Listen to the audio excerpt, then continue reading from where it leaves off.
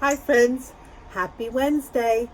Well, we're still talking about the circus, and in the circus there are clowns who do funny things. They wear funny clothes and they put on funny makeup and they try and make us laugh. In our book today, there are some animals and there are some clowns. We have Dumbo, which is about the circus. Oh, here's Mrs. Jumbo, and she's loving her baby, Dumbo. Dumbo, Mrs. Jumbo's baby boy, was the littlest elephant in the whole circus.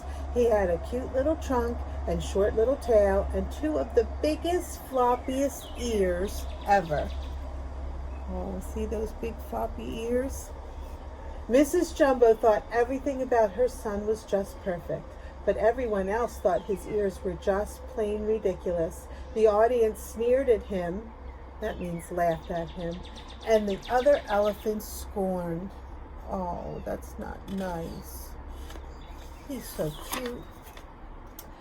Those big ears kept getting poor Dumbo into big trouble. The first time Dumbo lined up in the circus parade with the other elephants, he tripped over his own ears. The other elephants did not think that was very funny. Later, a bunch of bullies came to the circus. First, they teased Dumbo. When they got tired of that, they began to pinch and poke him. Oh, that's not nice. When one of the boys pulled his tail hard, Dumbo couldn't help but yell. Oh, they're not nice at all. That's terrible. Miss Dumbo's mother ran to the rescue and gave that bully the spanking he deserved. The bully cried, "Help, help, wild elephant!" The audience panicked and raced for the exit. Circus guards guarded Mrs. Jumbo and tied her up. Oh, poor Mrs. Jumbo. She was just protecting her baby. "Put that beast in the prison car before she tramples all our customers," the ringmaster ordered. So the guards threw poor Mrs. Jumbo into a locked cage. Oh, look how sad she's crying. Without his mother to protect him, Dumbo's life was harder than ever. The other elephants blamed Dumbo's big ears for giving them and Mrs. Jumbo a bad name. Luckily, Timothy Q. Mouse believed that the other elephants were wrong about Dumbo. Timothy decided to be Dumbo's friend. He would try to help Dumbo prove he was a good elephant. One day, the ringmaster decided to put Dumbo in a brand new act, the Great Pyramid. After the other elephants had formed a big pyramid, Dumbo would leap off a springboard and land on its very top. Dumbo practiced long and hard, but no matter what he did, his floppy ears kept falling over his eyes. Timothy took care of that. "We'll just tie your ears in a knot," he said. "That should keep them out of your way." Oh, look, he tied his ears up and put a hat on them. All went well until the first show. Dumbo's heart was pounding as he ran into the center ring. Suddenly, Dumbo's ears came undone and he tripped over them, flying right in the teetering pyramid of elephants. Crash, smash, all the elephants came tumbling down. The elephants were furious. They declared that Dumbo was no longer one of them. The ringmaster was so angry that he threatened to send Dumbo to a zoo. But when he calmed down a bit, he decided instead to make Dumbo a clown. After all, the ringmaster thought the funny-looking elephant would surely be able to make people laugh. Oh, and there he is with there's the pyramid falling, and there he is with some clown makeup on.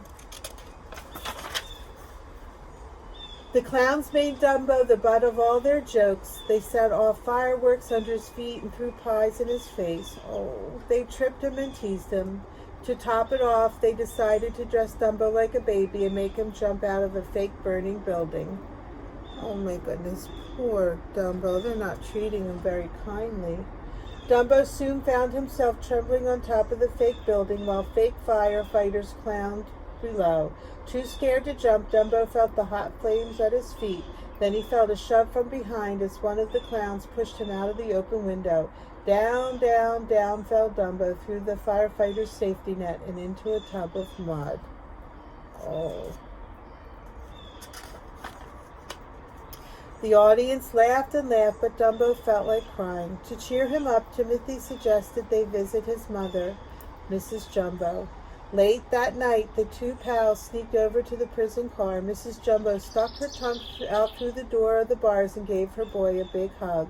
"Don't let the hard time get you down," she told Dumbo. "Just do your best, and someday you'll be flying high." Oh, she's encouraging. Look how happy he is. By the time Dumbo left his mother, he was feeling much better. With Timothy tucked snugly into his cap, Dumbo strolled into the countryside.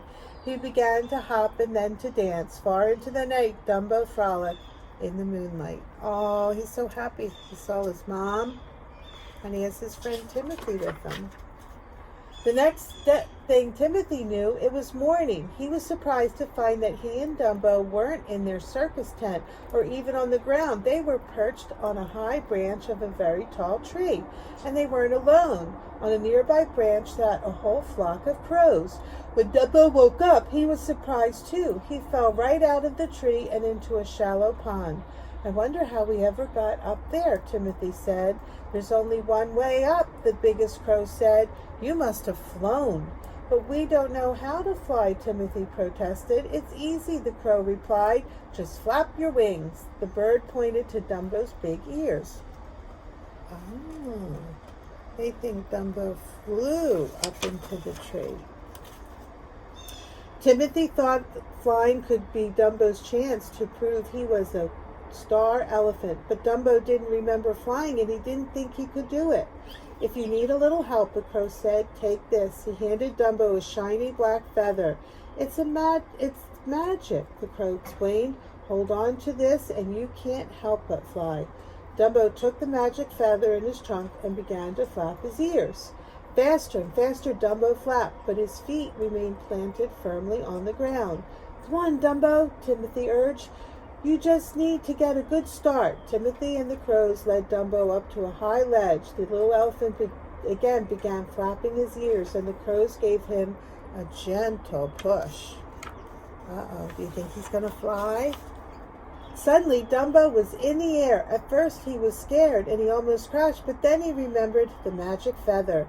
He spread his big ears, and suddenly he was flying like a bird. He swooped and he soared. What fun it was to fly. After thanking the crows, Dumbo and Timothy headed back to the circus. They got there just as Dumbo's act was about to begin. Once more, Dumbo found himself atop a burning building. Once more, he was pushed through the window, but this time it was Dumbo who had the last laugh, for instead of dropping like a stone into the net, he glided gracefully up into the air. Look at that. He is a flying elephant. As the crowd gasped in amazement, Dumbo flew higher and higher, upside down, right side up. The happy little elephant flew every which way. Dumbo was having a lot of fun, but suddenly the magic feather slipped from his trunk and fluttered to the ground. Dumbo panicked and began to plummet after it. Dumbo would have crashed if he hadn't heard Timothy cry, "Come on, Dumbo! You don't need the feather to fly. All you need is your own 2 ears." Dumbo knew his friend was right. Spreading his big ears, he hovered just inches from the ground. Then he gave a mighty flap, and soon he was flying higher than ever. Oh, he can do it. From that day on, Dumbo was a star. The ringmaster changed the name of the show to Dumbo's Flying Circus. Dumbo got all the peanuts he could eat, plus a private car on the circus train where he could be with his mother. Now all the other elephants tried to stretch their ears so that they could be just like Dumbo. It was no use, for there never was and never would be but one flying elephant, Dumbo. Oh, and see, they should have treated him better. Here he is with his mom, and she always believed in him. Look how happy. And they're on the circus train. So we need to always treat people with kindness and always be kind to them, no matter what. I hope you have a great day, and I'll see you tomorrow. Take care.